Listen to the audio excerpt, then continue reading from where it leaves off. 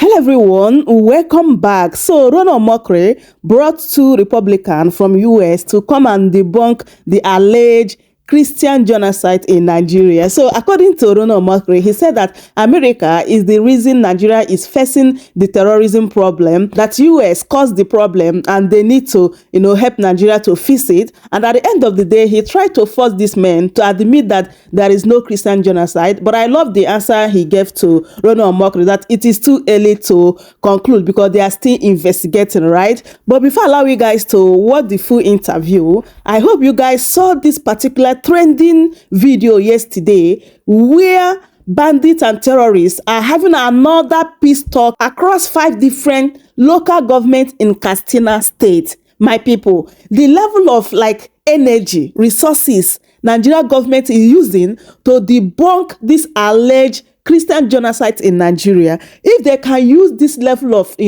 energy to face this insecurity, we will not be here talking about whether it's Christians or Muslims, my people. In our crow eyes, terrorists is having meeting, peace deal with the Nigeria government. And these people came with their arms, with their guns. My people, just look at this video. This is the people that have been buying a lot of people in these communities. And now they are having peace deal. My people, is Nigeria not a fair country? We are finished, according to Peter Obi. How long are we going to continue pretending that everything is well in Nigeria? Can Nigeria government put this level of energy to tackle the insecurity instead of running helter-skelter to, debunk that there's no Christian genocide in Nigeria? Anyway, let me allow you guys to watch the full video. I'm going to be right back and read out some of the reactions from Nigerians, as well as what Reno Omokri said concerning Christian genocide before now, for you to know that you cannot trust this man, my people. Let me allow you guys to watch the full video. I'm going to be right back. Please do wait to subscribe if today is your first time. Share the video, give it a like, and also leave your thoughts in the comment section. You'll know that less than a fortnight ago, US Senator Ted Cruz introduced a bill aimed at sanctioning the Nigerian government for allegedly supporting terrorism, which he said was aimed at eliminating this country's Christian population. Senator Cruz, who's a member of President Trump's Republican Party, claimed that extremist groups have been hunting down and killing Christians for decades in an attempt to rid the country of them. He accused the Nigerian government of facilitating this so-called anti-Christian crusade. Other top American politicians and political commentators have also expressed similar views, and they're calling on the Trump administration to designate Nigeria as a country of particular concern and to suspend arms sales and technical support to the government. The Nigerian government has, of course, denied this, and independent researchers and analysts are adamant that the claims of a Christian genocide are false. So, how has it come to this? Well, for more on this, I'm joined now in the studio by the Republican mayor of the U.S. city of Blanco in Texas, Mike Arnold, the political commentator, author, and social media influencer, Reno Omokri, and from our offsite studio, the prominent Texan Republican and filmmaker Jeff Gibbs. Gentlemen, thank you very much indeed for coming in. And let me start with you, Reno Omokri, because you're the one who brought these two very prominent gentlemen to Nigeria and into our studios. Tell us why. Well, when Senator Ted Cruz began this tale about a Christian genocide, and Gregory Abbott, the governor of Texas, followed along with Congressman Moore, I felt it was my patriotic duty to reach out to the Republican Party and officials who have a desire to know the truth. And so I was able to get Mayor Mike Arnold, a Republican elected mayor from the state of Texas, who is personally friends with Senator Ted Cruz and Gregory Abbott, and also an associate with President Trump. And I invited him over to Nigeria for fact-finding. Not just him, I invited also a filmmaker. I wanted them to see for themselves, because Senator Ted Cruz, a lot of people in Nigeria think he doesn't mean well, but I think he means well. But the thing is, he doesn't have the right information. He's never been to Nigeria. And Congressman Moore hasn't been to Nigeria. So I invited these two gentlemen here. And before they came, they briefed Senator Ted Cruz and Congressman Chip Roy And they're here. Now, they've met with the leaders of the Christian Association of Nigeria. They've just met with the chairman. They've also met with the leaders of the JNI, that's the Jamaatul Nasrul Islam. For those who don't speak Arabic, that's just the Society for the Support of Islam. So they've met with them. They've been to IDP camps. They've seen the situation there. This whole idea of a Christian genocide in Nigeria is ludicrous. Yes, there are killings of Christians in Nigeria, and anybody who denies that will be, frankly, a dishonest person. But then there are also killings going on in the Muslim arena. I mean, I hate to say this, but only recently we had killings at a mosque in Katsina. We had killings at another mosque in Zamfara. And if you have these terrorists go to a state like Benue and they hit people there, obviously, most of the victims will be Christians. Why? Because Benue is a Christian-dominated state. If they hit in Zamfara, most of the victims will be Muslims. So there's no Christian genocide, and to prove it, I've invited this gentleman for fact-finding. Right. Okay. Well, thank you very much indeed. And thank you, Mayor Mike Arnold, for joining us. Let me start with you. I mean, how long have you been in Nigeria now? This is my 16th time to be in Nigeria since 2010. I've been all over the country. But on this particular trip? I just got here. And this is a fact-finding mission. Yes. What scope is it going to have? I am meeting with a number of leaders and asking tough questions to start. Right. But, I mean, obviously there are places where these alleged genocidal activities are said to be taking place. Are you going to be venturing into I have been to Jos, I've been to Bokos. Right. I've had a team that's been to Gwoza just very recently. And I've been all over the south and central part of the country. And I build schools and run schools in IDP camps. We have 2 schools up and running and a third one under construction. We teach 550 students full-time education. And that's here in the FCT. Right. Okay. Well, welcome to Nigeria. And again, and let me turn to you, Jeff Gibbs. Sorry, you appear to be marooned in our sort of off-site studio there, but we can see you and you're certainly part of this conversation, and thank you very much indeed for joining us. You are a filmmaker as well as a Republican. Tell us what your role is going to be in this fact-finding mission. Well, I'm not sure who mentioned to you any political affiliation I may have at home, but I am a filmmaker. I can attest to that. Okay, so what are you going to be doing on this mission in Nigeria? Well, it's a very brief mission on this trip. I'm just here in support of the mayor and his fact-finding mission. This is my 6th time in Nigeria in about 4 years or so. I have had time in the camps. I'm not the person to really speak on many of the facts or the details regarding all of the situation and the issues facing Nigeria, but what I can say is that I've spent time in the camps and that I've met and made friends with these children, and these are people from, in one camp we have predominantly Christian students in our school, and in another camp we have predominantly Muslim students, and what I can say unites them. What I can say is that seeing into their eyes, the hope and light that's in their eyes, they shine with love, and as a filmmaker, that's what I've been responding to. Are you going to be making any films while you're here? I'm sorry, could you repeat the question? Are you going to be filming what you're sort of doing here? If I can have time to pull out my phone and it's notable to film, then that is part of my job, yes, sir.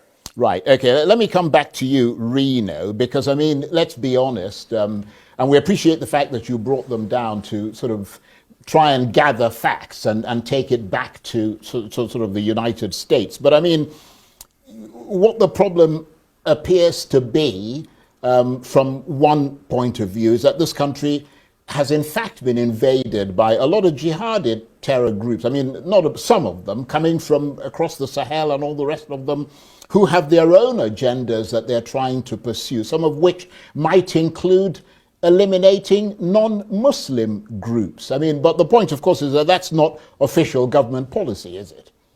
Well, it's not even that.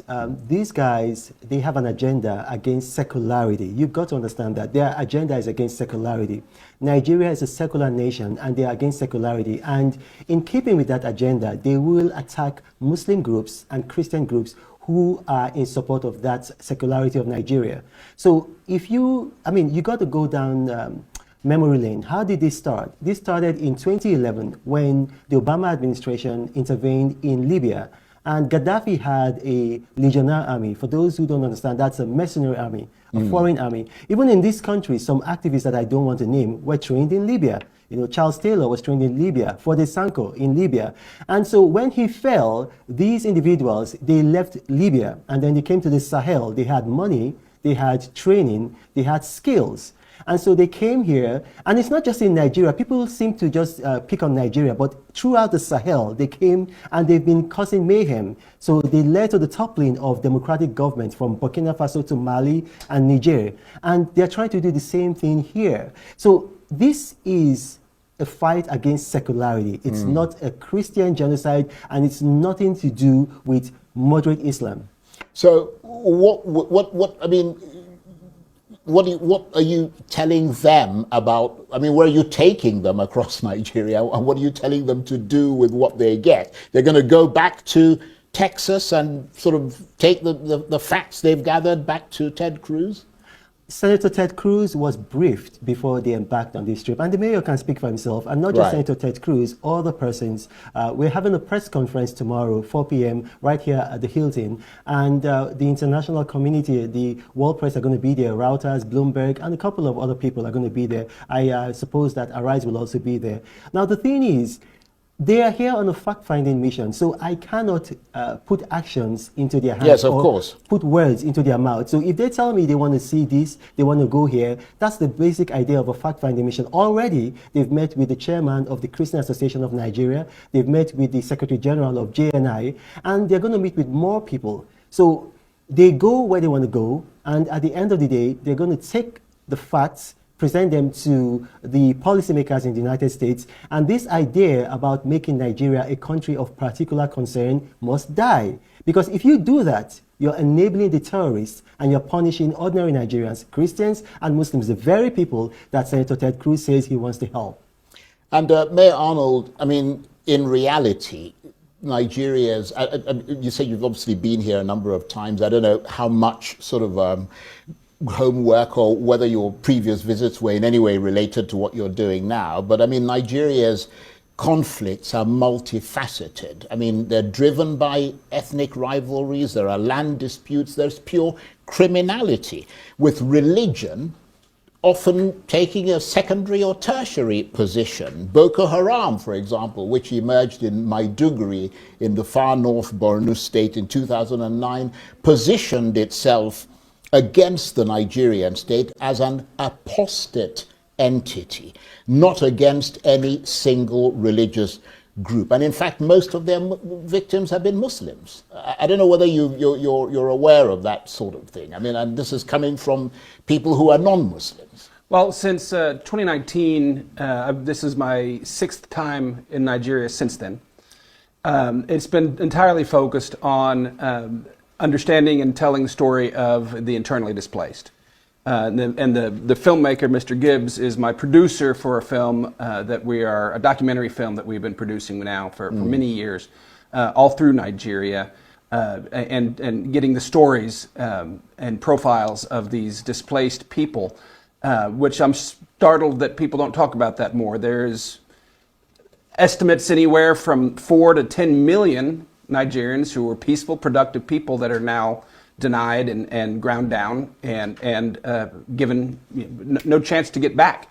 And that's the larger, to me, tragedy, the byproduct of this. I see children, a lot of them, multitudes, millions, literally, of children growing up believing that power comes from violence and that being peaceful is death. And that's a curse on this nation if there's no intervention. Our schools, we have so many testimonials. The kids show up wanting to get guns and go back and kill, and they get an education. They want to go back and rebuild. That's how this is ultimately fixed. When the internally displaced are recognized and restored, it'll be the foundation of a great nation. Until then, I fear for this nation. Right, and I think a lot of people would share that fear. But have you been sort of in communication with, because I mean, one of the reasons why, obviously the Nigerian government has a responsibility to its own people, but one of the reasons why they're going through a very difficult time now is the cutting of support from the United States of America, which used to provide for some of those displaced people, and lots of them in the far north and across many other parts of Nigeria. So, I mean, it's put this country in a very difficult situation as a result of the cutting of those funds. I wonder what your thoughts are. I don't understand why a nation that's as mineral rich and growing as Nigeria has to go and beg from Uncle Sam for help serving their own people. Nigerians have plenty of resources to help these people get back, or at least get something where they can have stability and a life. Now they're denied, they're ground down, they're called criminals, they're called vagrants. Their homes are bulldozed with no warning. It's a horrific life that these people are living. And nobody's here. I mean, why should it be? You don't want America to come here and say anything about terrorism, but you want their money? That doesn't make sense to me whatsoever. Yeah, that makes that's a good point. And let me come to you, Jeff Gibbs, in our off-site studio. I wonder what you make of what's been said so far. Well, you certainly have two of the more informed and well-studied people on the subject on your dais there this evening. And again, my reiteration would be that across all of the walks of life, across all of the different tribes people, faith backgrounds, what I've seen through the hearts and the eyes of Nigerians is what keeps me coming back. And these schools that we serve for these children, for the IDPs who ask for nothing except to educate their children, to give them hope and a way out, is, for me, in my opinion, I would like to see these camps eradicated. I would like to see them put out of business. We do need to serve these children and these IDPs, but they need to be restored, and that's what I would like to make out of this. Well, why do you think they're not being served? I mean, why do you think they appear to be ignored? It's a very good question, and based on the discussions that I've been tangential to, I don't have a good answer for you on that. I would have to defer to Mike. Well, let me defer to Reno Omokri, who's got an ear to the ground and who is, of course, Nigerian. What are your thoughts on that?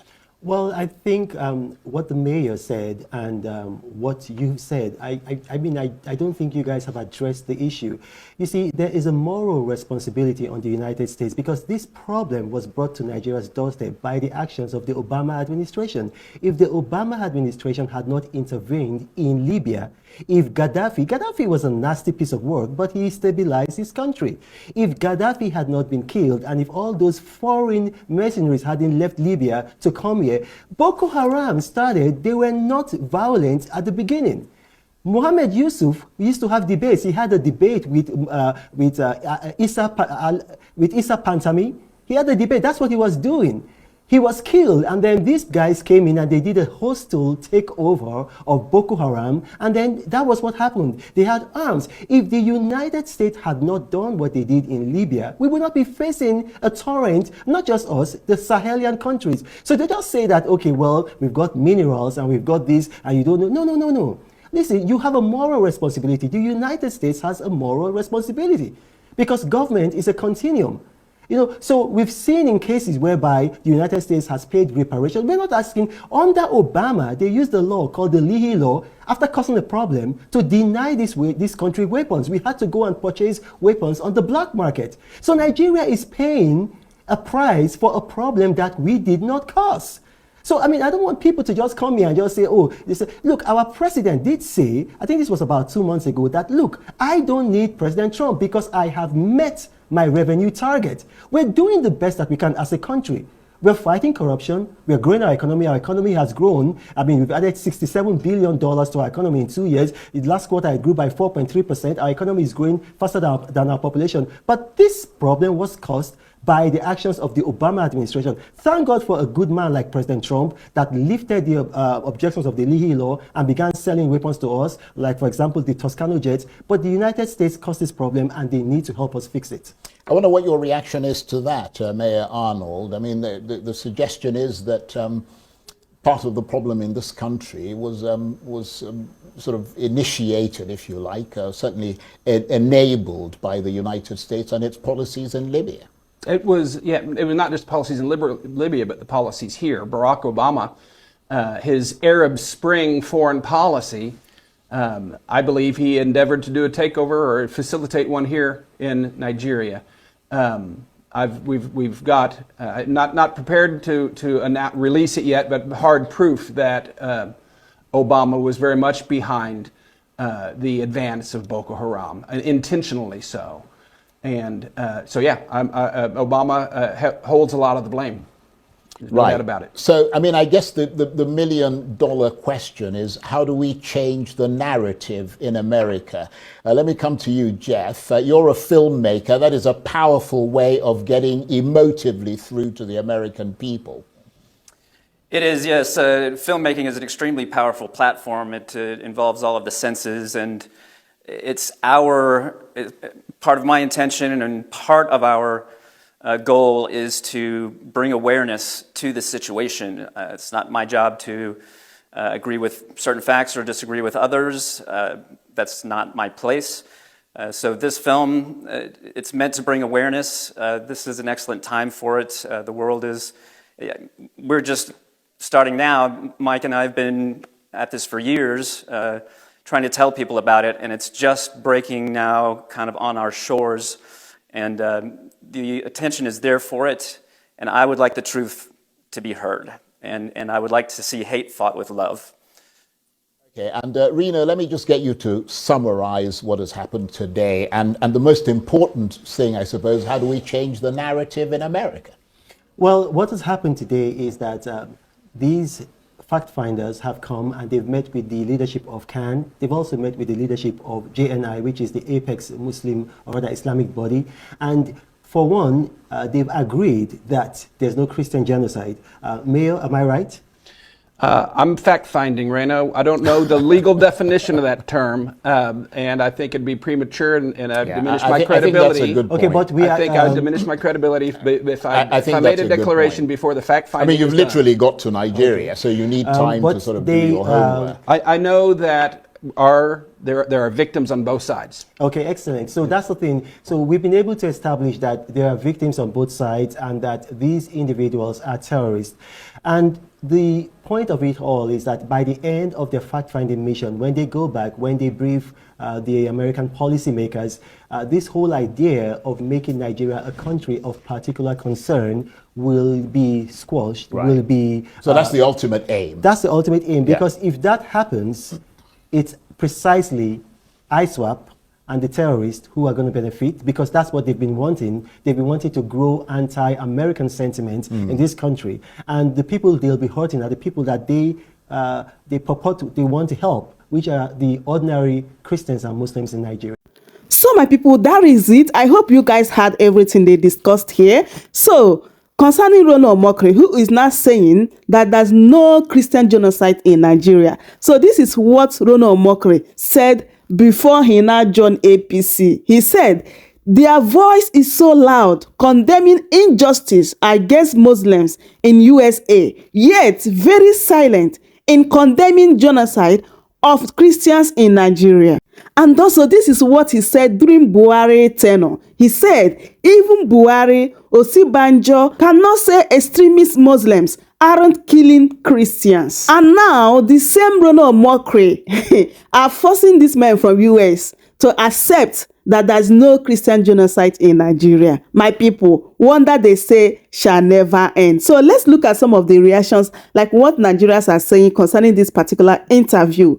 So this person said, we no blame Reno. Now Mr. Charles give am platform instead of acknowledgeable people on the root causes of Christian genocide. Why not bring retired Chief of Military Intelligence Commando Kunle, who worked on this for many years? And another person said, what Tinubu and APC are steering up globally with their unguided rhetoric will be disastrous in near future. There is no reasonable relationship between Nigeria and the international community because Tinubu and his gangsters have destroyed everything. And this person said, Ronu is now blaming the US. How is the US handing over weapons to Boko Haram in Nigeria? How is the US shutting the brains of the DSS not to have intelligence on anything relating to terrorism? Is the US preventing Nigerian army from defending the civilians and engaging terrorists? Or is the US asking your security organizations and northern politicians to hold meetings with heavily armed terrorists and give them press coverage?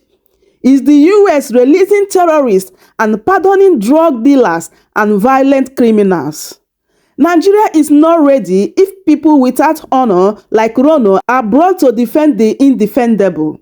Reno's mouth is and has always been for sale to the highest bidder. It has no convictions or principles. So my people, that is it. It is even very, very annoying that such a sensitive matter that Arise News will just brought Reno Omokri. Like, for what end? Because we know he's going to defend APC, right? So if they truly want to find out the truth, let them go and ask those victims. APC and these evil politicians in Nigeria, they are running helter-skelter just because this particular sanction is going to affect them directly, my people. Anyway, we are watching to see how all these things are going to end. So we saw that the Nigerian government have sent some of the delegates to go to US to debunk the Christian genocide. So let's see how everything is going to unfold, right? So I hope you truly enjoy watching. Don't forget to subscribe, like the video for more updates, and also share it. Leave your thoughts in the comment section. Thank you so much for watching, and I will see you guys in my next update. Goodbye for now.